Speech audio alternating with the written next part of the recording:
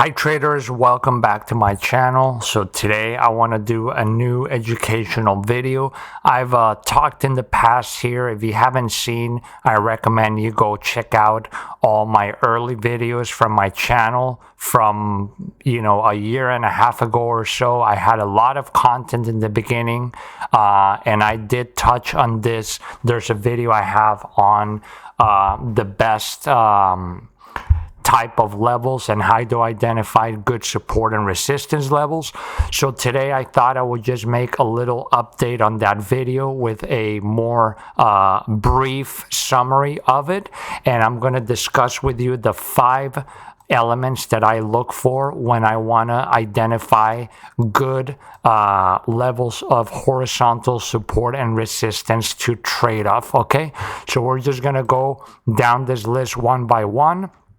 And then we're going to look at this Euro US dollar daily chart, and we're just going to go over all of these points with some visual examples. Okay, so point number 1, it's look at these levels as zones and not lines. Okay, so even though we would all like to be able to predict levels down to the tick or to the pip exactly, we know that markets will tend to, they can exceed a level, make a false breakout or a fake out, and then reverse, and that level, it's still support or resistance, even though it was exceeded by a little bit. So, if we have a market that does something like this, and then we go away and we're coming back here in the future, well, that we have this level right here, plus then we also had this low right here.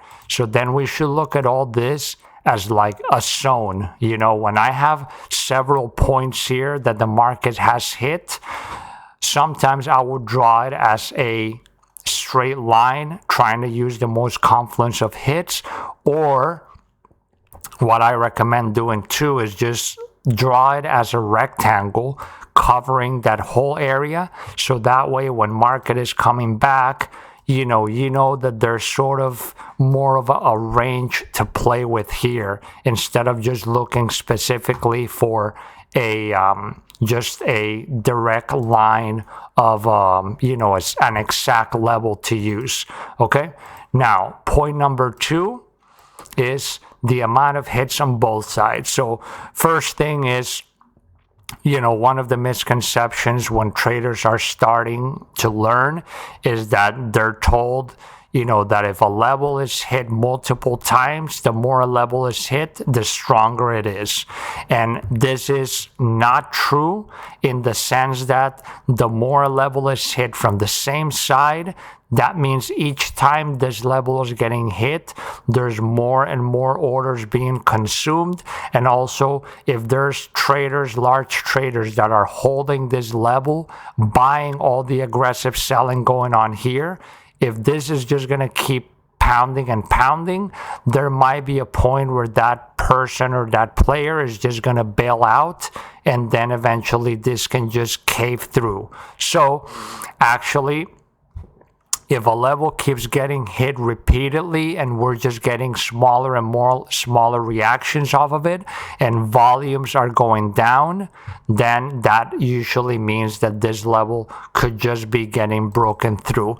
However, if we have a level and then we have, let's say we have a few hits from this side, then we break, we come back and reject on this side and start doing like this, then these levels for me gain a lot of importance, because now if you have a lot of accurate hits from both sides, as broken support, we expect resistance from underneath, and broken resistance we expect to turn to support. Then if a level has many hits from both sides, that to me gives more validity to the level and makes it stronger for the future. Whenever we come back into it, then I'm going to pay attention.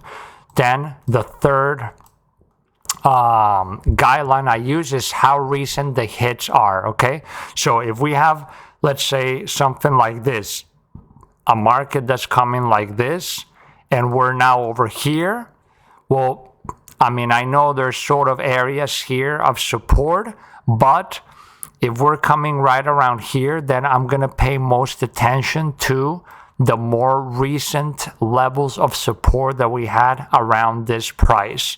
So just wherever the most recent hits are, that's where I'm going to be paying the most attention to. And especially, you know, if this market, let's say, if let's erase this, and let's say that this market was like coming here and there was support here. I mean, if we're over here, I'm not really going to be worried about this for the moment. I'm mostly going to be focused on what is the most recent areas of support resistance that are near where price is at the moment.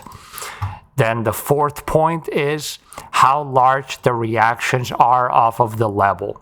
You know, if we have two support levels, but one of them price came, it bounced a little, and then just starts going like that, sort of a descending triangle. Whereas if we have a level that every time we come, we have reactions, you know, like this, where we pull back and it spends a lot of time away before it comes back, and then it comes and rejects strongly, then obviously these levels gain a lot more importance if we're getting a lot more violent reactions and a lot more long bounces before coming back into those levels. And the last rule, which is pretty close to number 4, is the time between hits. So again, if we have a level and we're barely bouncing and coming back into it consistently, then for me, this is not a level that is probably going to hold much. But if we have a level that we come and then we go away and we come back into a nice rounded retest, then this is a level that has a lot more chance for me to bounce. Because remember, you know, if we bounce off a level but then come almost straight down, this is what we call a V reversal because of the shape of this. Usually V reversals have more chance of just breaking through a support or a resistance because of the speed and momentum that they're coming back. But if we bounce off a level and then come back into it with a nice rounded slow retest over a longer period of time, then that gives the level more importance and more of a chance to still keep bouncing price. Okay, and then here we'll just briefly go over these points here within this this move that we've had in Euro US dollar, pretty much going back to early 2020 all the way until now. And so let's look at the different factors. Number 1, look at this as zones. So it was what I was talking, for example, here. You know, you have these lows here. We came back right at these lows. We came back again and dipped a little bit below, but then recovered. Came back, bounced again, but then we broke through. And then we had 1, 2, 3, almost like a triple drive up into this level, and then we reject. But as you can see, I'm using this whole gray level as a support zone, and once broken, I'm using this whole gray area as a supply or a rejection zone. Because, for example, if I would have just used this upper level right here, then I probably would have missed all of these 3 hits because we did not really come up all the way into this level, for example. So that's why I also take this area into consideration. So that way we have this whole area here to turn into resistance. And you can see we rejected it 3 times, each one a little bit deeper. Okay. Then, second rule, the amounts of hits from both sides. Okay. And then you can see right here, for example, we had this area, we had about 7 hits. Well, this one was sort of a deviation, a fake out here, but we had 5 direct hits here into this level right here. And then if we go down into the future, you can see that we almost touched it again. Then we came again and bounced, broke, and now we came back with a nice retest, not too fast. If this would have been like this, then this might have just broken back up if we got a V-shaped reversal. But this, we got a nice breakdown and then come back, and then you can see really precise bump from the other side. So then for me, you know, that makes this a important level. You can see here we did break through again here, but now we came back and rejected again. So all these reactions from both levels, from both sides, to me then give importance to this level. Then point number 3, how recent the hits are. So again, if we come here, you can see what we were saying. Like, for example, this looks like a good level, but I mean, we're pretty far away still from here. We're right here now. So then for me, I pay attention to this area. You can see 2 hits here, resistance, breakout, test as support, we go, come back again as support, and now we're near this level. So now for me, I'm paying attention right over here, which is pretty close to the most recent hits. And if we would go up, then I would pay attention to this, which was the most recent resistance here. Then number 4, how large the reactions are. And so you can see right here, for example, this is a good level. We came, we bounced, and then we went, had a nice violent reaction up, came back again and bounced off for a good amount again, came back, this was a smaller bounce, and then finally we break through. Like I said, we keep coming back with lower swings each time. We came through, we retrace exactly back into this zone, and then we have a violent reaction all the way down here. And then you can see even here, we came back into it, wick through, and then we did reject a little bit, okay? So levels like this, where we have strong reactions once we test the level, this to me gives it more importance, okay? And the last rule, like I said, that I like to use, not rule, but the last guideline that I like to use in order to identify good horizontal levels is time between hits.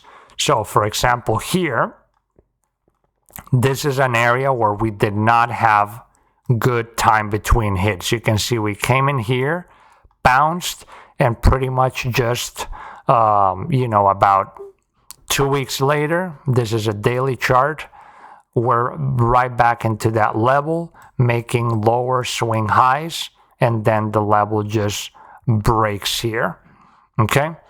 Whereas, for example, here, we had a touch here, price went away, and then we had a nice rounded retest back into this level, and then we had a nice strong reaction from it, okay? And then you can see right here, from here into here, this was a period of several months between one hit and the other, as opposed to here, which was about a period of like a week and a half in between hits. And again, if you're looking at a daily chart, you're probably doing more like longer term swing trading, etc. But as you can see, when we have a level, the longer it takes. The same thing here. We tested the level here, and then literally like a year and a half later, we came back to the same level, and then we had a decent reaction from it right over here. Okay, so that's pretty much the guideline that I use when identifying good support and resistance levels. I like to follow these rules just to help me gauge the most efficient levels that I can find. Again, for me, this is factors that I use as Confluence along with volume profile and other types of strategies that I use personally. But if you're doing pure price action market structure trading, these are the guidelines that I would use. Okay, that's pretty much it. Hope you guys enjoyed the video wherever you are.